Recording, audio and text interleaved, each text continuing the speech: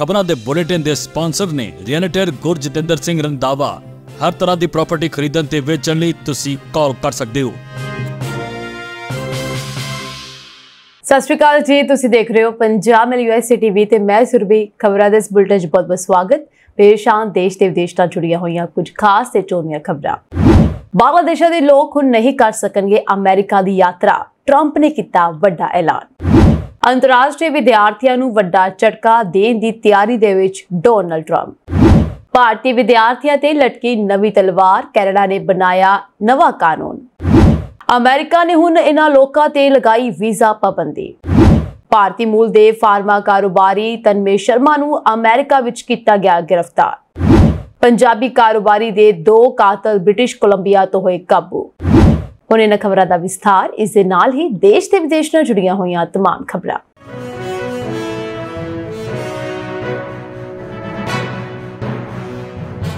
अमरीकी राष्ट्रपति Donald Trump ने 12 देशों के लोगों के अमेरिका विच दाखिल होने ते पाबंदी लगा दी है। इन्हां देशों के लोग अमेरिका की यात्रा नहीं कर सकते। अमरीकी राष्ट्रपति वजों अपने पहले कार्यकाल दौरान ट्रंप ने कई देशों के लोगों ते यात्रा पाबंदी लगाई सी, हालांकि बाद विच इस नूं हटा दिता गया से। हुण एक बार फिर ट्रंप ने कई देशों के लोगों के अमेरिका विच दाखिल होने ते पूरी तरह पाबंदी लगा दी है। ट्रंप ने अमेरिका की सुरक्षा का हवाला देंदे हुए 7 होर देशों विरुद्ध सख्त कार्रवाई की है। ट्रंप ने बुधवार रात नूं एक ऐलाननामे ते दस्तखत किए जिस विच 1 दर्जन देशों के लोगों के अमेरिका विच दाखिल होने ते पूर्ण पाबंदी लगा दी गई है। इन्हां देशों विच अफगानिस्तान, बर्मा, चाद, कांगो गणराज्य, Equatorial Guinea, Eritrea, Haiti, Iran, Libya, Somalia, Sudan और यमन शामिल हैं। इस नाल ही Burundi, Cuba, Laos, Sierra Leone, Togo, Turkmenistan और वेनेजुएला तो आने वाले लोगों ते सख्त पाबंदियां लगाने का फैसला किया गया है। यह यात्रा पाबंदी दोपहर सोमवार तो 12 बजे तो लागू होगी। डोनाल्ड ट्रंप ने अपने ऐलान विच कहा है कि उन्हां नूं अमेरिका और इसके लोगों की राष्ट्रीय सुरक्षा और राष्ट्रीय हितां की रखिया लई काम करना चाहिए है। इस रिपोर्ट तो बाद 12 देशों ते पूरी तरीके दे नाल पाबंदी लगा दी गई है और 7 देशों ते सख्त नियम लागू किए गए हैं। राष्ट्रपति वजों अपने पहले कार्यकाल दौरान ट्रंप ने 2017 दे विच भी एक कार्यकारी आदेश जारी किया सी, जिस विच 7 मुस्लिम बहुगिनती वाले देश Iraq, Syria, Iran, Sudan, Libya, Somalia और यमन के नागरिकों की अमेरिका की यात्रा ते पाबंदी लगा दी गई सी। अमेरिका के राष्ट्रपति डोनाल्ड ट्रंप अंतरराष्ट्रीय विद्यार्थियों नूं वड्डा झटका देने की तैयारी विच हन। जानकारी के मुताबिक ट्रंप लगभग सारे विदेशी विद्यार्थियों नूं हार्वर्ड यूनिवर्सिटी विच पढ़न लई देश विच दाखिल होने तो रोकण की तैयारी कर रहे हैं। यह आईवी लीग स्कूल नूं उन्हां वल्लों झटका देने की ताज़ा कोशिश है जो विद्यार्थी संगठन का 1/4 हिस्सा है।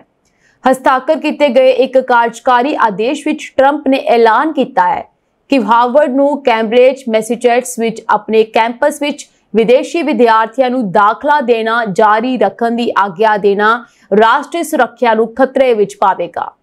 ताज़ा धमकी ने हार्वर्ड के लगभग 7000 अंतरराष्ट्रीय विद्यार्थियों नूं निशाना बनाया है, जो कि कुछ हार्वर्ड ग्रेजुएट स्कूलों विच दाखले का अद्धा हिस्सा हैं। ट्रंप ने आदेश विच लिखा है कि उन्होंने यह निर्धारित किया है कि विदेशी नागरिकों की क्लास का दाखला संयुक्त राष्ट्र के हितां लई नुकसानदेह है, क्योंकि उन्होंने फैसले विच हार्वर्ड के व्यवहार ने इसनूं विदेशी विद्यार्थियों और खोजियां लई एक अनुचित मंजिल बना दिता है। यह देश की सब तो पुरानी और अमीर यूनिवर्सिटी नाल व्हाइट हाउस की लड़ाई विच होर वाधा है। बोस्टन की एक संघी अदालत ने पिछले हफ्ते होमलैंड सुरक्षा विभाग नूं हार्वर्ड विच अंतरराष्ट्रीय विद्यार्थियों नूं रोकण ते रोक लगा दी सी। ट्रंप दा आदेश एक वखरे कानूनी अधिकार की मांग करता है। ट्रंप ने एक व्यापक संघी कानून की वरतों की जो राष्ट्रपति नूं उन्हां विदेशी लोकां नूं रोकण दा अधिकार दिंदा है जिन्हां दा प्रवेश संयुक्त राज्य अमेरिका दे हितां लई नुकसानदेह होवेगा। उसने उसे अधिकार का हवाला देंदे हुए ऐलान किया कि 12 देशों के नागरिकों नूं अमेरिका आउण ते पाबंदी लगाई जाएगी और 7 होर देशों के लोगों नूं पाबंदियां का सामना करना पवेगा। ट्रंप के हार्वर्ड आदेश विच कई होर कानूनां का भी हवाला दिता गया, जिन्हां विच एक आतंकवादी संगठनां नाल जुड़े विदेशियों नूं रोकना भी शामिल है। एक बयान विच हार्वर्ड ने कहा है कि ਆਪਣੇ ਅੰਤਰਰਾਸ਼ਟਰੀ ਵਿਦਿਆਰਥੀਆਂ ਦੀ ਰੱਖਿਆ ਕਰਨਾ ਉਹ ਜਾਰੀ ਰੱਖੇਗਾ। ਕੈਨੇਡਾ ਸਰਕਾਰ ਨੇ ਇੱਕ ਨਵਾਂ ਕਾਨੂੰਨ ਸਟਰੋਂਗ ਬਾਰਡਰਸ ਐਕਟ ਸੰਸਦ ਵਿੱਚ ਪੇਸ਼ ਕੀਤਾ ਹੈ। ਇਸ ਦਾ ਮਕਸਦ ਸ਼ਰਨਾਰਥੀ ਦਾਅਵਿਆਂ ਤੇ ਨਿਯੰਤਰਣ ਰੱਖਣਾ, ਇਮੀਗ੍ਰੇਸ਼ਨ ਪ੍ਰਕਿਰਿਆ ਨੂੰ ਸੁਧਾਰਨਾ ਅਤੇ ਡਰੱਗਸ ਦੀ ਤਸਕਰੀ ਖਾਸ ਕਰਕੇ ਫੈਂਟਾਨਿਲ ਨੂੰ ਰੋਕਣਾ ਹੈ। ਇਹ ਕਾਨੂੰਨ ਖਾਸ ਤੌਰ ਤੇ ਅਸਥਾਈ ਰਿਹਾਇਸ਼ੀ ਵਿਦਿਆਰਥੀਆਂ ਅਤੇ ਵਿਦੇਸ਼ੀ ਸਟੂਡੈਂਟਸ ਤੇ ਲਾਗੂ ਹੋਵੇਗਾ ਤਾਂ ਜੋ ਇਮੀਗ੍ਰੇਸ਼ਨ ਸਿਸਟਮ ਦੀ ਬਦਨਾਮੀ ਜਾਂ ਗਲਤ ਵਰਤੋਂ ਨੂੰ ਰੋਕਿਆ ਜਾ ਸਕੇ। 2023 ਵਿੱਚ ਕੁੱਲ 1,71,850 ਸ਼ਰਨਾਰਥੀ ਦਾਅਵੇ ਹੋਏ, ਜਿਨ੍ਹਾਂ ਦੇ ਵਿੱਚੋਂ 32,000 ਤੋਂ ਵੱਧ ਭਾਰਤੀ ਸਨ। ਸਿਰਫ ਅੰਤਰਰਾਸ਼ਟਰੀ ਵਿਦਿਆਰਥੀਆਂ ਵੱਲੋਂ 20,245 ਸ਼ਰਨਾਰਥੀ ਦਾਅਵੇ ਕੀਤੇ ਗਏ। 2024 ਦੇ ਪਹਿਲੇ 9 ਮਹੀਨਿਆਂ ਦੇ ਵਿੱਚ ਹੀ 1,32,525 ਦਾਅਵੇ ਦਰਜ ਹੋ ਚੁੱਕੇ ਹਨ, ਜਿਨ੍ਹਾਂ ਵਿੱਚੋਂ 13,660 ਦਾਅਵੇ ਅੰਤਰਰਾਸ਼ਟਰੀ ਵਿਦਿਆਰਥੀਆਂ ਵੱਲੋਂ ਕੀਤੇ ਗਏ। ਇਨ੍ਹਾਂ ਵਿੱਚੋਂ ਸਭ ਤੋਂ ਵੱਧ ਦਾਅਵੇ ਭਾਰਤ ਅਤੇ ਨਾਈਜੀਰੀਆ ਦੇ ਵਿਦਿਆਰਥੀਆਂ ਵੱਲੋਂ ਕੀਤੇ ਗਏ ਹਨ। ਸਾਲ ਬਾਅਦ ਕੀਤੇ ਗਏ ਸ਼ਰਨਾਰਥੀ ਦਾਅਵੇ ਹੁਣ ਨਹੀਂ ਮੰਨੇ ਜਾਣਗੇ। ਜੇਕਰ ਕੋਈ ਵਿਅਕਤੀ 24 ਜੂਨ 2020 ਤੋਂ ਬਾਅਦ ਕੈਨੇਡਾ ਆਇਆ ਹੈ ਅਤੇ ਉਸਨੇ 1 ਸਾਲ ਤੋਂ ਜ਼ਿਆਦਾ ਦੇਰ ਬਾਅਦ ਸ਼ਰਨ ਮੰਗੀ ਤਾਂ ਹੁਣ ਉਸ ਦਾ ਦਾਅਵਾ ਮਨਜ਼ੂਰ ਨਹੀਂ ਕੀਤਾ ਜਾਵੇਗਾ। ਇਹ ਨਿਯਮ ਵਿਦਿਆਰਥੀਆਂ ਅਤੇ ਅਸਥਾਈ ਨਿਵਾਸੀਆਂ ਦੋਹਾਂ ਤੇ ਲਾਗੂ ਹੋਵੇਗਾ, ਭਾਵੇਂ ਉਹ ਦੇਸ਼ ਤੋਂ ਬਾਹਰ ਗਏ ਹੋਣ ਅਤੇ ਮੁੜ ਆਏ ਹੋਣ। ਜੇਕਰ ਕੋਈ ਵਿਅਕਤੀ ਅਮਰੀਕਾ ਤੋਂ ਜ਼ਮੀਨੀ ਸਰਹੱਦ ਰਾਹੀਂ ਬਿਨਾਂ ਅਧਿਕਾਰਤ ਬਾਰਡਰ ਪੋਰਟ ਤੋਂ ਕੈਨੇਡਾ ਵਿੱਚ ਦਾਖਲ ਹੁੰਦਾ ਹੈ ਅਤੇ 14 ਦਿਨਾਂ ਤੋਂ ਬਾਅਦ ਸ਼ਰਨ ਮੰਗਦਾ ਹੈ ਤਾਂ ਉਸ ਦਾ ਕੇਸ ਵੀ ਮਨਜ਼ੂਰ ਨਹੀਂ ਕੀਤਾ ਜਾਵੇਗਾ। ਨਵੇਂ ਕਾਨੂੰਨ ਵਿੱਚ ਇਹ ਸਾਫ਼ ਕੀਤਾ ਗਿਆ ਹੈ ਕਿ ਸ਼ਰਨ ਦਾ ਫੈਸਲਾ ਤਦ ਹੀ ਲਿਆ ਜਾਵੇਗਾ ਜਦੋਂ ਦਾਅਵੇਦਾਰ ਸਰੀਰਕ ਤੌਰ ਤੇ ਕੈਨੇਡਾ ਦੇ ਵਿੱਚ ਮੌਜੂਦ ਹੋਵੇ। ਜੇਕਰ ਵਿਅਕਤੀ ਬਾਹਰ ਦੇਸ਼ ਵਿੱਚ ਹੈ ਤਾਂ ਉਸ ਦੇ ਦਾਅਵੇ ਦੀ ਸੁਣਵਾਈ ਨਹੀਂ ਹੋਵੇਗੀ।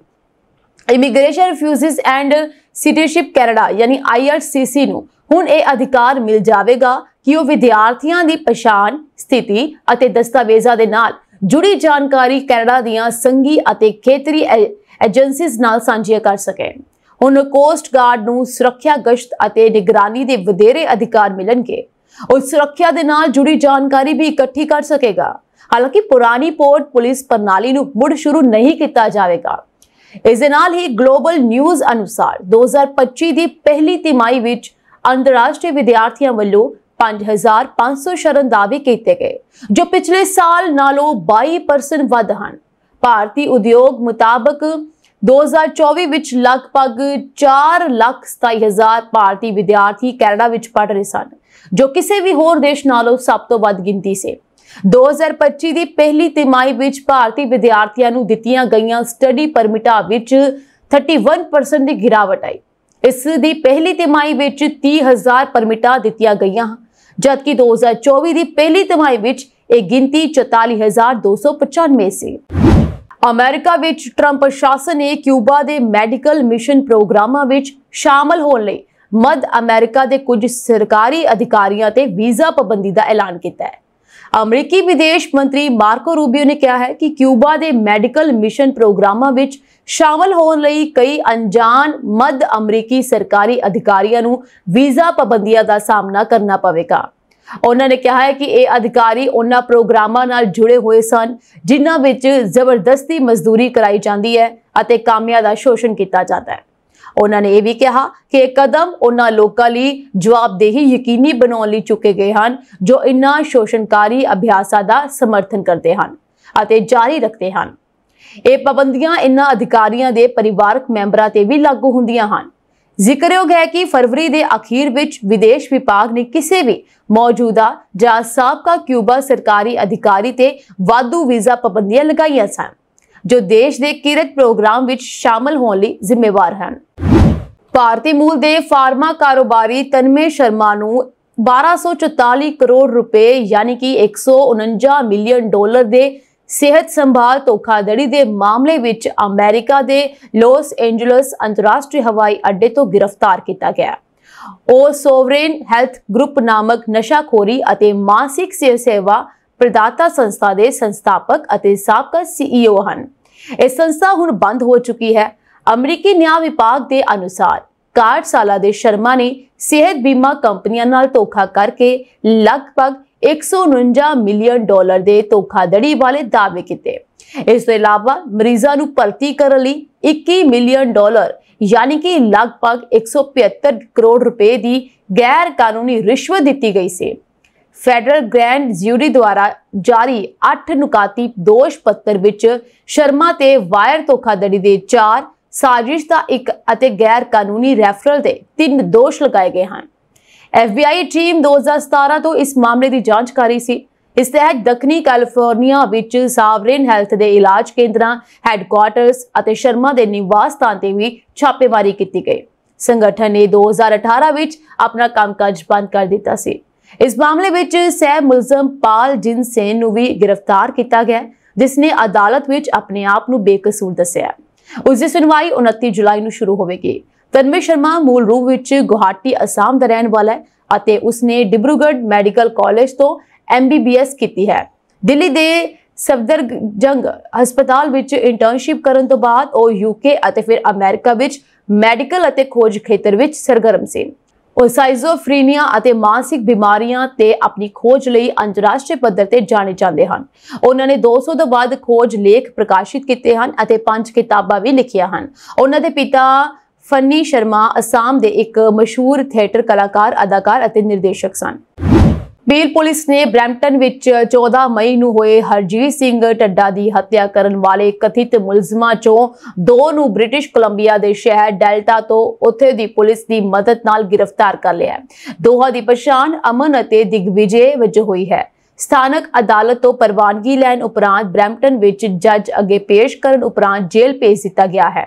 ਪੀਲ ਪੁਲਿਸ ਦੇ ਡਿਪਟੀ ਚੀਫ ਨਿਸ਼ਾਨ ਨੇ ਦੱਸਿਆ ਹੈ ਕਿ ਹਥਿਆਰਾਂ ਨੇ ਢੱਡਾ ਨੂੰ ਮਾਰਨ ਤੋਂ ਪਹਿਲਾਂ ਉਸ ਦੀਆਂ ਗਤੀਵਿਧੀਆਂ ਦੀ ਰੇਕੀ ਕੀਤੀ, ਫਿਰ ਇੱਕ ਵਾਹਨ ਚੋਰੀ ਕੀਤਾ ਤੇ ਉਸ ਨੂੰ ਮਾਰਨ ਤੋਂ ਬਾਅਦ ਭੱਜਦੇ ਹੋਏ ਵਾਹਨ ਥੋੜੀ ਦੂਰ ਛੱਡ ਦਿੱਤਾ ਤੇ ਫਰਾਰ ਹੋ ਗਏ।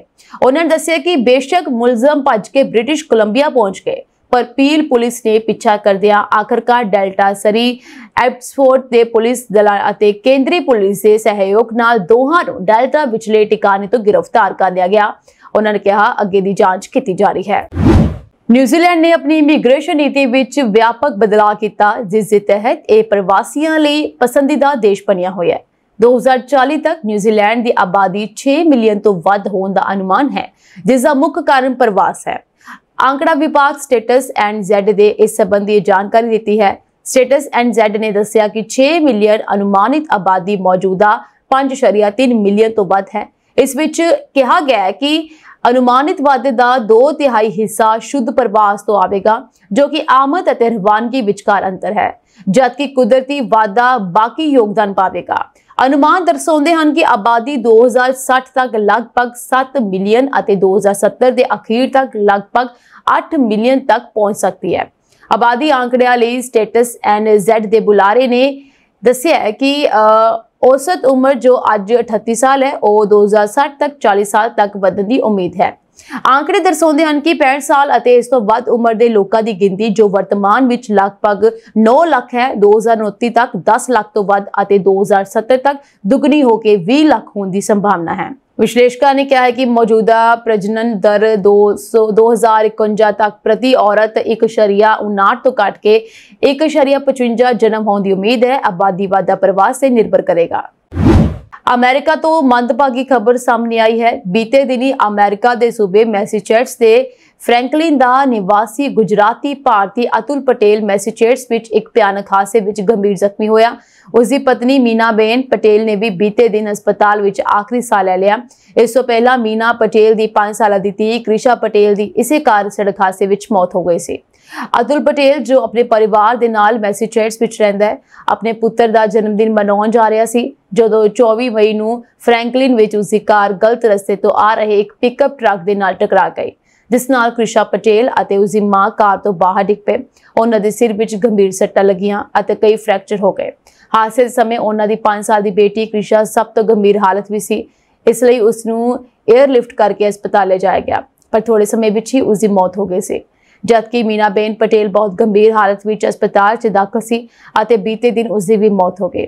इलाज अधीन मीनाबेन का पुत्र भी हादसे में जख्मी हो गया सी ਅਤੇ अजे भी अस्पताल में इलाज अधीन है, जिसका वो जन्मदिन मनाउण जा रहे सन। हालांकि उसकी हालत बारे कोई अधिकारित जानकारी नहीं दी गई। अतुल पटेल भी हादसे में जख्मी हो गया सी, पर मुढ़ली सहायता तो बाद उसनूं छुट्टी दे दी गई। इस मामले विच दोषी इस समय $2,50,000 ਦੇ ਬਾਂਡ ਤੇ ਜੇਲ੍ਹ ਵਿੱਚ ਹੈ ਅਤੇ ਉਸ ਨੂੰ 24 ਜੂਨ ਨੂੰ ਅਦਾਲਤ ਵਿੱਚ ਪੇਸ਼ ਕੀਤਾ ਜਾਵੇਗਾ। ਉਸਨੇ ਪਹਿਲਾਂ ਆਪਣੇ ਦੋਸ਼ ਤੋਂ ਇਨਕਾਰ ਕੀਤਾ ਸੀ ਅਤੇ ਪੁੱਛਗਿੱਛ ਦੌਰਾਨ ਕਿਹਾ ਸੀ ਕਿ ਉਸ ਨੂੰ ਹਾਦਸੇ ਬਾਰੇ ਕੁਝ ਵੀ ਯਾਦ ਨਹੀਂ ਹੈ। ਰਾਸ਼ਟਰਪਤੀ ਡੋਨਾਲਡ ਟਰੰਪ ਨੇ ਕਿਹਾ ਹੈ ਕਿ ਉਹਨਾਂ ਨੇ ਰੂਸੀ ਨੇਤਾ ਵਲਾਦੀਮੀਰ ਪੁਤਿਨ ਨਾਲ ਯੂਕਰੇਨ ਦੇ ਰੂਸੀ ਜਹਾਜ਼ਾਂ ਤੇ ਤਾਜ਼ਾ ਹਮਲੇ ਅਤੇ ਈਰਾਨ ਨਾਲ ਪਰਮਾਣੂ ਗੱਲਬਾਤ ਬਾਰੇ 1.15 ਘੰਟੇ ਤੋਂ ਵੱਧ ਸਮੇਂ ਤੱਕ ਗੱਲਬਾਤ ਕੀਤੀ, ਯਾਨੀ ਸਵਾ ਘੰਟਾ ਗੱਲਬਾਤ ਕੀਤੀ ਹੈ। ਟਰੰਪ ਨੇ ਕਿਹਾ ਹੈ ਕਿ ਪੁਤਿਨ ਨੇ ਉਸ ਕਾਲ ਵਿੱਚ ਯੂਕਰੇਨ ਵਿਰੁੱਧ ਅਚਾਨਕ ਹਮਲੇ ਦਾ ਬਦਲਾ ਲੈਣ ਦੀ ਸਹੁੰ ਖਾਧੀ ਸੀ, ਜਿਸ ਦੇ ਨਤੀਜੇ ਵਜੋਂ ਕੀਵ ਤੇ 40 ਤੋਂ ਵੱਧ ਰੂਸੀ ਬੰਬਾਰਾਂ ਨੇ ਹਮਲਾ ਕੀਤਾ। ਟਰੰਪ ਨੇ ਦੱਸਿਆ ਕਿ ਇਹ ਇੱਕ ਚੰਗੀ ਗੱਲਬਾਤ ਸੀ, ਪਰ ਅਜਿਹਾ ਨਹੀਂ ਹੈ ਜੋ ਤੁਰੰਤ ਸ਼ਾਂਤੀ ਵੱਲ ਲੈ ਜਾਵੇ। ਟਰੰਪ ਨੇ ਦੱਸਿਆ ਕਿ ਪੁਤਿਨ ਨੇ ਦ੍ਰਿੜਤਾ ਨਾਲ ਕਿਹਾ ਹੈ ਕਿ ਸਾਨੂੰ ਹਵਾਈ ਅੱਡਿਆਂ ਤੇ ਹਾਲ ਹੀ ਵਿੱਚ ਹੋਏ ਹਮਲਿਆਂ ਦਾ ਜਵਾਬ ਦੇਣਾ ਚਾਹੀਦਾ ਹੈ। ਅਮਰੀਕਾ ਵਿੱਚ ਫਸਲਾਂ ਨੂੰ ਤਬਾਹ ਕਰਨ ਅਤੇ ਖੇਤੀਬਾੜੀ ਅੱਤਵਾਦ ਫੈਲਾਉਣ ਲਈ ਖਤਰਨਾਕ ਜੈਵਿਕ ਰੋਗਾਣੂਆਂ ਦੀ ਤਸਕਰੀ ਦਾ ਮਾਮਲਾ ਸਾਹਮਣੇ ਆਇਆ ਹੈ। ਅਮਰੀਕਾ ਨੇ ਚੀਨ ਦੇ ਇੱਕ ਪ੍ਰੇਮੀ ਜੋੜੇ ਦੇ ਖੋਜਕਰਤਾਵਾਂ ਤੇ ਇਸ ਰੋਗਾਣੂ ਦੀ ਤਸਕਰੀ ਕਰਨ ਦਾ ਦੋਸ਼ ਲਗਾਇਆ ਹੈ। ਇਸ ਮਾਮਲੇ ਵਿੱਚ ਇੱਕ ਔਰਤ ਨੂੰ ਵੀ ਗ੍ਰਿਫਤਾਰ ਕੀਤਾ ਗਿਆ ਹੈ। FBI ਦੇ ਡਾਇਰੈਕਟਰ ਕਸ਼ ਪਟੇਲ ਨੇ ਇਸ ਨੂੰ ਇੱਕ ਗੰਭੀਰ ਚੇਤਾਵਨੀ ਦਿੰਦਿਆਂ ਕਿਹਾ ਹੈ ਕਿ ਚੀਨੀ ਕਮਿਊਨਿਸਟ ਪਾਰਟੀ ਅਮਰੀਕੀ ਸੰਸਥਾਵਾਂ ਵਿੱਚ ਘੁਸਪੈਠ ਕਰਨ ਅਤੇ ਭੋਜਨ ਸਪਲਾਈ ਨੂੰ ਪ੍ਰਭਾਵਿਤ ਕਰਨ ਲਈ ਆਪਣੇ ਲੋਕਾਂ ਨੂੰ ਖੋਜਕਰਤਾਵਾਂ ਵਜੋਂ ਤਾਇਨਾਤ ਕਰ ਰਹੀ ਹੈ। FBI ਅਧਿਕਾਰੀਆਂ ਨੇ ਦੱਸਿਆ ਕਿ ਜੁਲਾਈ 2024 ਵਿੱਚ ਇੱਕ ਚੀਨੀ ਨੌਜਵਾਨ ਨੂੰ ਆਪਣੇ ਬੈਗ ਵਿੱਚ ਇੱਕ ਜ਼ਹਿਰੀਲੀ ਉੱਲੀ ਲੈ ਕੇ ਅਮਰੀਕਾ ਵਿੱਚ ਦਾਖਲ ਹੋਇਆ ਸੀ। ਉਹਨੂੰ ਦੇਖਿਆ ਗਿਆ ਸੀ। ਇਸ ਤੋਂ ਇਲਾਵਾ ਡੈਟਰੋਇਟ ਹਵਾਈ ਅੱਡੇ ਤੇ ਉਸ ਦੇ ਬੈਗ ਵਿੱਚੋਂ ਲਾਲ ਪੌਦੇ ਬਰਾਮਦ ਕੀਤੇ ਗਏ। ਪੁੱਛਗਿੱਛ ਦੌਰਾਨ ਉਸਨੇ ਦੱਸਿਆ ਕਿ ਉਹ ਇਹਨਾਂ ਪੌਦਿਆਂ ਨੂੰ ਆਪਣੀ ਪ੍ਰੇਮਿਕਾ ਯੂਨਿਕਿੰਗ ਜਿਆਨ ਨੂੰ ਸੌਂਪਣਾ ਚਾਹੁੰਦਾ ਸੀ, ਜੋ ਮਿਸ਼ੀਗਨ ਯੂਨੀਵਰਸਿਟੀ ਵਿੱਚ ਇੱਕ ਪ੍ਰਯੋਗਸ਼ਾਲਾ ਵਿੱਚ ਕੰਮ ਕਰਦੀ ਹੈ। ਉਹ ਪਹਿਲਾਂ ਵੀ ਆਪਣੀ ਪ੍ਰੇਮਿਕਾ ਨਾਲ ਖੋਜ ਲਈ ਖਤਰਨਾਕ ਜੈਵਿਕ ਕੀਟਾਣੂਆਂ ਦੀ ਤਸਕਰੀ ਕਰ ਚੁੱਕਾ ਹੈ। ਇਸ ਤੋਂ ਬਾਅਦ ਨੌਜਵਾਨ ਲਿਊ ਨੂੰ ਹਵਾਈ ਅੱਡੇ ਤੋਂ ਵਾਪਸ ਚੀਨ ਭੇਜ ਦਿੱਤਾ ਗਿਆ ਸੀ। ਜਾਂਚ ਤੋਂ ਪਤਾ ਲੱਗਾ ਹੈ ਕਿ ਇਸ ਰੋਗਾਣੂ ਨੂੰ ਫੁਸਾਰੀਅਮ ਗ੍ਰਾਮੀਨੀਰੀਅਮ ਕਿਹਾ ਜਾਂਦਾ ਹੈ। ਇਹ ਕਣਕ, ਜੌਂ, ਮੱਕੀ ਅਤੇ ਚੌਲਾਂ ਦੀਆਂ ਫਸਲਾਂ ਨੂੰ ਤਬਾਹ ਕਰਕੇ ਜਾਨਵਰਾਂ ਅਤੇ ਲੋਕਾਂ ਵਿੱਚ ਬਿਮਾਰੀ ਪੈਦਾ ਕਰ ਸਕਦਾ ਹੈ। ਇਹ ਹਰ ਸਾਲ ਅਮਰੀਕਾ ਨੂੰ ਅਰਬਾਂ ਡਾਲਰ ਦਾ ਨੁਕਸਾਨ ਵੀ ਪਹੁੰਚਾ ਸਕਦਾ ਹੈ। FBI ਨੇ ਕਿਹਾ ਹੈ ਕਿ ਇਹ ਇੱਕ ਸੰਭਾਵੀ ਖੇਤੀ ਅੱਤਵਾਦ ਹਥਿਆਰ ਹੈ। ਫਰਾਂਸ ਦੇ ਰਾਸ਼ਟਰਪਤੀ ਇਮੈਨੂਅਲ ਮੈਕਰੋਨ ਨੇ ਯੂਕਰੇਨ ਦੀ ਫੌਜੀ ਮਦਦ ਦੇ ਸਬੰਧ ਵਿੱਚ ਅਮਰੀਕਾ ਦੇ ਉਦਾਸੇ ਰੁਖ ਤੇ ਨਾਖੁਸ਼ੀ ਜ਼ਾਹਰ ਕੀਤੀ ਹੈ। ਉਹਨਾਂ ਨੇ ਚੇਤਾਵਨੀ ਦਿੱਤੀ ਹੈ ਕਿ ਯੂਕਰੇਨ ਨੂੰ ਛੱਡਣ ਨਾਲ ਅਮਰੀਕਾ ਦੀ ਭਰੋਸੇਯੋਗਤਾ ਨੂੰ ਭਾਰੀ ਨੁਕਸਾਨ ਹੋਵੇਗਾ ਅਤੇ ਭਵਿੱਖ ਵਿੱਚ ਜੇਕਰ ਤਾਈਵਾਨ ਨੂੰ ਲੈ ਕੇ ਚੀਨ ਨਾਲ ਸੰਘਰਸ਼ ਹੁੰਦਾ ਹੈ ਤਾਂ ਇਸ ਦਾ ਪ੍ਰਭਾਵ ਗੱਠਜੋੜ ਤੇ ਦਿਖਾਈ ਦੇਵੇਗਾ। ਇਸ ਸੰਦਰਭ ਵਿੱਚ ਸਾਥੀ ਦੇਸ਼ਾਂ ਨੂੰ ਸਾਥ ਦੇਣ ਵਿੱਚ ਝਿਜਕ ਹੋਵੇਗੀ। ਮੈਕਰੋ ਦਾ ਇਹ ਬਿਆਨ ਬੁੱਧਵਾਰ ਨੂੰ ਬ੍ਰਸਲਜ਼ ਵਿੱਚ ਯੂਕਰੇਨ ਦੇ ਸਮਰਥਕ ਲਗਭਗ 50 ਦੇਸ਼ਾਂ ਦੇ ਰੱਖਿਆ ਮੰਤਰੀਆਂ ਦੀ ਬੈਠਕ ਵਿੱਚ ਅਮਰੀਕਾ ਦੀ ਗੈਰ ਹਾਜ਼ਰੀ ਦੇ ਬਾਅਦ ਆਇਆ ਹੈ। ਇਹ ਬੈਠਕ ਯੂਕਰੇਨ ਨੂੰ ਹਥਿਆਰ ਅਤੇ ਗੋਲਾ ਬਾਰੂਦ ਦੇਣ ਤੇ ਵਿਚਾਰ ਕਰਨ ਲਈ ਹੋਈ ਸੀ, ਪਰ 40 ਮਹੀਨਿਆਂ ਤੋਂ ਚੱਲ ਰਹੇ ਯੂਕਰੇਨ ਯੁੱਧ ਦੌਰਾਨ ਇਹ ਪਹਿਲੀ ਵਾਰੀ ਹੈ ਜਦੋਂ ਅਮਰੀਕਾ ਇਸ ਬੈਠਕ ਤੋਂ ਦੂਰ ਹੈ। ਨਾਟੋ ਦੇ ਹੈੱਡਕੁਆਰਟਰ ਵਿੱਚ ਹੋਈ ਬੈਠਕ ਵਿੱਚ ਅਮਰੀਕੀ ਰੱਖਿਆ ਮੰਤਰੀ ਪੀਟ ਹੈਕਸੇਟ ਸ਼ਾਮਲ ਨਹੀਂ ਹੋਏ। ਉਹਨਾਂ ਦੀ ਗੈਰ ਹਾਜ਼ਰੀ ਵਿੱਚ ਬੈਠਕ ਦੀ ਪ੍ਰਧਾਨਗੀ ਬ੍ਰਿਟੇਨ ਅਤੇ ਜਰਮਨੀ ਦੇ ਰੱਖਿਆ ਮੰਤਰੀਆਂ ਨੇ ਕੀਤੀ ਹੈ। ਹੈਕਸੇਟ ਨੂੰ ਬ੍ਰਸਲਜ਼ ਆਉਣਗੇ ਅਤੇ ਉੱਥੇ ਹੋਣ ਵਾਲੀ ਨਾਟੋ ਦੇਸ਼ਾਂ ਦੇ ਰੱਖਿਆ ਮੰਤਰੀਆਂ ਦੀ ਬੈਠਕ ਵਿੱਚ ਸ਼ਾਮਲ ਹੋਣਗੇ। ਬੁੱਧਵਾਰ ਦੀ ਬੈਠਕ ਤੋਂ ਅਮਰੀਕਾ ਦੇ ਦੂਰ ਰਹਿਣ ਨੂੰ ਯੂਕਰੇਨ ਯੁੱਧ ਪ੍ਰਤੀ ਉਸ ਦੇ ਠੰਡੇ ਰੁਖ ਵਜੋਂ ਦੇਖਿਆ ਜਾ ਰਿਹਾ ਹੈ। ਇਹ ਮੰਨਿਆ ਜਾ ਰਿਹਾ ਹੈ ਕਿ ਯੂਕਰੇਨ ਦੀ ਫੌਜੀ ਮਦਦ ਜਾਰੀ ਰੱਖਣ ਦੇ ਸਬੰਧ ਵਿੱਚ ਵੀ ਅਮਰੀਕਾ ਉਤਸ਼ਾਹਿਤ ਨਹੀਂ ਹੈ। ਇਸ ਬੈਠਕ ਦੇ ਬਾਅਦ ਬ੍ਰਿਟੇਨ ਦੇ ਰੱਖਿਆ ਮੰਤਰੀ ਜਾਨ ਹੈਲੀ ਨੇ ਅਪ੍ਰੈਲ 2026 ਤੱਕ ਯੂਕਰੇਨ ਨੂੰ 1 ਲੱਖ ਡਰੋਨ ਦੇਣ ਦਾ ਐਲਾਨ ਕੀਤਾ ਹੈ। ਇਸ ਦੌਰਾਨ ਇਸ ਮਹੀਨੇ ਹੇਗ ਵਿੱਚ ਹੋਣ ਵਾਲੇ ਨਾਟੋ ਸੰਧੀ यानी कि उत्तरी अटलांटिक संधि संगठन सिमिट विच यूक्रेन के राष्ट्रपति व्लादिमीर ज़ेलेंस्की ਨੂੰ ਵੀ ਸੱਦਾ ਦਿੱਤਾ ਗਿਆ ਹੈ। ਅਮਰੀਕੀ ਰਾਸ਼ਟਰਪਤੀ ਡੋਨਾਲਡ ਟਰੰਪ ਦਿਨ ਬ ਦਿਨ ਨਵਾਂ ਆਦੇਸ਼ ਪਾਸ ਕਰ ਰਹੇ ਹਨ। ਹਾਲ ਹੀ ਵਿੱਚ ਟਰੰਪ ਦੀ ਅਗਵਾਈ ਵਾਲੇ ਪ੍ਰਸ਼ਾਸਨ ਨੇ ਕਿਹਾ ਕਿ ਉਹ ਦੇਸ਼ ਦੇ ਹਸਪਤਾਲਾਂ ਨੂੰ ਐਮਰਜੈਂਸੀ ਸਥਿਤੀਆਂ ਵਿੱਚ ਔਰਤਾਂ ਤੇ ਗਰਭਪਾਤ ਕਰਨ ਦੀ ਆਗਿਆ ਦੇਣ ਵਾਲੇ ਦਿਸ਼ਾ ਨਿਰਦੇਸ਼ ਵਾਪਸ ਲੈ ਲਵੇਗਾ। ਇਹ ਦਿਸ਼ਾ ਨਿਰਦੇਸ਼ 2022 ਵਿੱਚ ਹਸਪਤਾਲਾਂ ਨੂੰ ਜਾਰੀ ਕੀਤਾ ਗਿਆ ਸੀ, ਜਦੋਂ ਅਮਰੀਕੀ ਸੁਪਰੀਮ ਕੋਰਟ ਨੇ ਅਮਰੀਕਾ ਵਿੱਚ ਰਾਸ਼ਟਰੀ ਗਰਭਪਾਤ ਅਧਿਕਾਰਾਂ ਨੂੰ ਖਤਮ ਕਰ ਦਿੱਤਾ ਸੀ। ਇਹ ਦਿਸ਼ਾ ਨਿਰਦੇਸ਼ ਸਾਬਕਾ ਅਮਰੀਕੀ ਰਾਸ਼ਟਰਪਤੀ ਜੋ ਬਾਈਡਨ ਦੇ ਪ੍ਰਸ਼ਾਸਨ ਦੁਆਰਾ ਗੰਭੀਰ ਮਾਮਲਿਆਂ ਵਿੱਚ ਗਰਭਪਾਤ ਦੀ ਆਗਿਆ ਦੇਣ ਲਈ ਜਾਰੀ ਕੀਤਾ ਗਿਆ ਸੀ, ਜਿੱਥੇ ਔਰਤਾਂ ਨੂੰ ਡਾਕਟਰੀ ਐਮਰਜੈਂਸੀ ਤੋਂ ਬਚਾਉਣ ਲਈ ਜ਼ਰੂਰੀ ਹੈ। ਟਰੰਪ ਪ੍ਰਸ਼ਾਸਨ ਨੇ ਕਿਹਾ ਹੈ ਕਿ ਉਹ ਹੁਣ ਉਸ ਨੀਤੀ ਨੂੰ ਲਾਗੂ ਨਹੀਂ ਕਰੇਗਾ। ਕੁਝ ਡਾਕਟਰਾਂ ਅਤੇ ਗਰਭਪਾਤ ਅਧਿਕਾਰੀ ਸਮਰਥਕਾਂ ਨੇ ਇਸ ਘੋਸ਼ਣਾ ਤੋਂ ਬਾਅਦ ਚਿੰਤਾ ਪ੍ਰਗਟ ਕੀਤੀ ਹੈ ਕਿ ਔਰਤਾਂ ਉਹਨਾਂ ਰਾਜਾਂ ਵਿੱਚ ਐਮਰਜੈਂਸੀ ਸਥਿਤੀਆਂ ਵਿੱਚ ਗਰਭਪਾਤ ਨਹੀਂ ਕਰਵਾ ਸਕਣਗੀਆਂ ਜਿੱਥੇ ਇਹ ਪਾਬੰਦੀ ਸਖਤੀ ਨਾਲ ਲਾਗੂ ਕੀਤੀ ਜਾਵੇਗੀ। ਸੈਂਟਰ ਫॉर ਰਿਪਰੋਡਕਟਿਵ ਰਾਈਟਸ ਦੀ ਪ੍ਰਧਾਨ ਅਤੇ CEO ਨੈਂਸੀ ਨੇ ਇੱਕ ਬਿਆਨ ਵਿੱਚ ਕਿਹਾ ਕਿ ਟਰੰਪ ਪ੍ਰਸ਼ਾਸਨ ਚਾਹੁੰਦਾ ਹੈ ਕਿ ਔਰਤਾਂ ਜੀਵਨ ਰੱਖਿਅਕ ਗਰਭਪਾਤ ਕਰਵਾਉਣ ਦੀ ਬਜਾਏ ਐਮਰਜੈਂਸੀ ਕਮਰਿਆਂ ਵਿੱਚ ਮਰ ਜਾਣ। ਦੂਜੇ ਪਾਸੇ ਗਰਭਪਾਤ ਵਿਰੋਧੀ ਸੰਗਠਨਾਂ ਨੇ ਇਸ ਫੈਸਲੇ ਦਾ ਸਵਾਗਤ ਕੀਤਾ। ਹਾਲਾਂਕਿ centre for Medicare and Medicaid services ਨੇ ਇੱਕ ਬਿਆਨ ਵਿੱਚ ਕਿਹਾ ਹੈ ਕਿ ਉਹ ਅਜੇ ਵੀ ਸੰਘੀ ਕਾਨੂੰਨ ਨੂੰ ਲਾਗੂ ਕਰਨਾ ਜਾਰੀ ਰੱਖੇਗਾ ਜੋ ਮਾਂ ਜਾਂ ਅਣਜੰਮੇ ਬੱਚੇ ਲਈ ਗੰਭੀਰ ਖਤਰੇ ਦੀ ਸਥਿਤੀ ਵਿੱਚ ਇਲਾਜ ਨੂੰ ਲਾਜ਼ਮੀ ਬਣਾਉਂਦਾ ਹੈ। ਕੈਨੇਡਾ ਦੀ ਪੀਲ ਪੁਲਿਸ ਨੇ ਇੱਕ ਸਿੱਖ ਵਿਅਕਤੀ ਨੂੰ ਗ੍ਰਿਫਤਾਰ ਕੀਤਾ ਹੈ ਜਿਸਨੇ ਪਿਛਲੇ ਮਹੀਨੇ ਮਿਸੀਸਾਗਾ ਵਿੱਚ ਆਪਣੇ ਘਰ ਦੀ ਸਫਾਈ ਕਰ ਰਹੀ ਮਹਿਲਾ ਤੇ ਕਥਿਤ ਤੌਰ ਤੇ ਜਿਨਸੀ ਹਮਲਾ ਕੀਤਾ ਸੀ। ਪੀਲ ਰੀਜਨਲ ਪੁਲਿਸ ਨੇ ਦੱਸਿਆ ਕਿ ਪੀੜਤਾ 6 ਮਈ ਨੂੰ ਦੋਸ਼ੀ ਦੇ ਘਰ ਗਈ ਸੀ ਜਦੋਂ ਉਸ ਨੂੰ ਇੱਕ ਆਨਲਾਈਨ ਪਲੇਟਫਾਰਮ ਰਾਹੀਂ ਸਫਾਈ ਸੇਵਾਵਾਂ ਪ੍ਰਦਾਨ ਕਰਨ ਲਈ ਸੰਪਰਕ ਕੀਤਾ ਸੀ। ਘਰ ਅੰਦਰ ਦਾਖਲ ਹੋਣ ਤੋਂ ਬਾਅਦ ਪੀੜਤਾ ਤੇ ਕਥਿਤ ਤੌਰ ਤੇ ਜਿਨਸੀ ਹਮਲਾ ਕੀਤਾ ਗਿਆ ਅਤੇ ਧਮਕੀ ਵੀ ਦਿੱਤੀ ਗਈ। PRP ਨੇ ਦੱਸਿਆ ਕਿ ਸਪੈਸ਼ਲ ਵਿਕਟਮਸ ਯੂਨਿਟ ਦੇ ਜਾਂਚਕਰਤਾਵਾਂ ਨੇ 7 ਮਈ ਨੂੰ ਮਿਸੀਸਾਗਾ ਦੇ 27 ਸਾਲਾ ਦੇ ਰਵਿੰਦਰ ਧਾਲੀਵਾਲ ਨੂੰ ਗ੍ਰਿਫਤਾਰ ਕੀਤਾ। ਉਸ ਤੇ ਜਿਨਸੀ ਹਮਲਾ, ਗਲਾ ਕੁੱਟਣ, ਜ਼ਬਰਦਸਤੀ ਕੈਦ ਕਰਨ ਅਤੇ ਮੌਤ ਜਾਂ ਸਰੀਰਕ ਨੁਕਸਾਨ ਪਹੁੰਚਾਉਣ ਦੀਆਂ ਧਮਕੀਆਂ ਦੇਣ ਦੇ ਦੋਸ਼ ਹਨ। ਧਾਲੀਵਾਲ ਨੂੰ ਜ਼ਮਾਨਤ ਦੀ ਸੁਣਵਾਈ ਲਈ ਪੇਸ਼ ਕੀਤਾ ਅਤੇ ਬਰੈਂਪਟਨ ਵਿੱਚ ਓਨਟਾਰੀਓ ਕੋਰਟ ਆਫ ਜਸਟਿਸ ਵਿੱਚ ਪੇਸ਼ ਕੀਤਾ ਗਿਆ।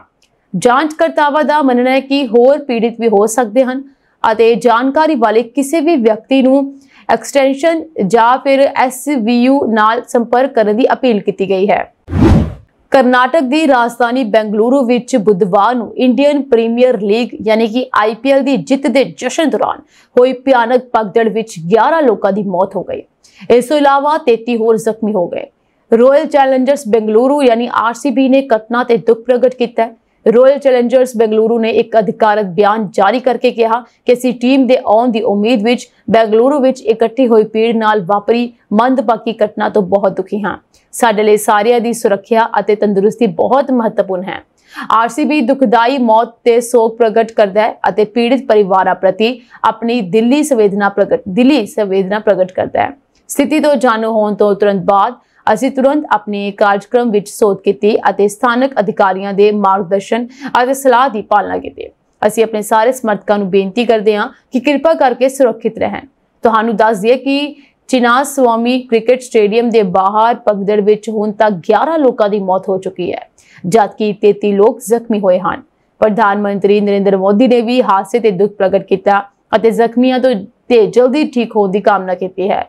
ਅਧਿਕਾਰੀਆਂ ਨੇ ਪੁਸ਼ਟੀ ਕੀਤੀ ਹੈ ਕਿ 2 ਲੋਕਾਂ ਦੀਆਂ ਲਾਸ਼ਾਂ ਬੋਰਿੰਗ ਹਸਪਤਾਲ ਅਤੇ 4 ਹੋਰ ਵਿਦੇਹੀ ਹਸਪਤਾਲ ਵਿੱਚ ਹਨ। ਵਿਦੇਹੀ ਹਸਪਤਾਲ ਦੇ ICU ਵਿੱਚ 6 ਲੋਕਾਂ ਦਾ ਇਲਾਜ ਚੱਲ ਰਿਹਾ ਹੈ ਜਿਨ੍ਹਾਂ ਵਿੱਚੋਂ 3 ਨੂੰ ICU ਵਿੱਚ ਦਾਖਲ ਕਰਵਾਇਆ ਗਿਆ ਹੈ। ਮੁੱਖ ਮੰਤਰੀ ਅਤੇ ਉਪ ਮੁੱਖ ਮੰਤਰੀ ਨੇ ਬੋਰਿੰਗ ਹਸਪਤਾਲ ਦਾ ਦੌਰਾ ਕੀਤਾ। ਮੁੱਖ ਮੰਤਰੀ ਨੇ ਇੱਕ ਪ੍ਰੈਸ ਕਾਨਫਰੰਸ ਵਿੱਚ ਪੁਸ਼ਟੀ ਕੀਤੀ ਕਿ 11 ਲੋਕ ਮਾਰੇ ਗਏ ਹਨ ਅਤੇ 33 ਲੋਕ ਜ਼ਖਮੀ ਹੋਏ ਹਨ। ਉਹਨਾਂ ਨੇ ਮ੍ਰਿਤਕਾਂ ਦੇ ਪਰਿਵਾਰਾਂ ਨੂੰ 10-10 ਲੱਖ ਰੁਪਏ ਦੇਣ ਦਾ ਮੁਆਵਜ਼ਾ ਅਤੇ ਸਰਕਾਰ ਵੱਲੋਂ ਜ਼ਖਮੀਆਂ ਦਾ ਮੁਫਤ ਇਲਾਜ ਕਰਨ ਦਾ ਐਲਾਨ ਕੀਤਾ ਹੈ। ਇਹ ਸਾਂਝੀ ਦੇਸ਼ ਵਿਦੇਸ਼ ਨਾਲ ਜੁੜੀਆਂ ਹੋਈਆਂ ਕੁਝ ਖਾਸ ਤੇ ਚੋਣਵੀਆਂ ਖਬਰਾਂ ਹੋਰ ਅਪਡੇਟਸ से जुड़े रहने ਲਈ ਤੁਸੀਂ ਬਨੇ ਰਹੋ ਜੀ ਪੰਜਾਬ ਮਿਲ USA TV ਦੇ ਨਾਲ। ਤੁਹਾਡੇ ਸਭ ਦਾ ਬਹੁਤ ਬਹੁਤ ਧੰਨਵਾਦ।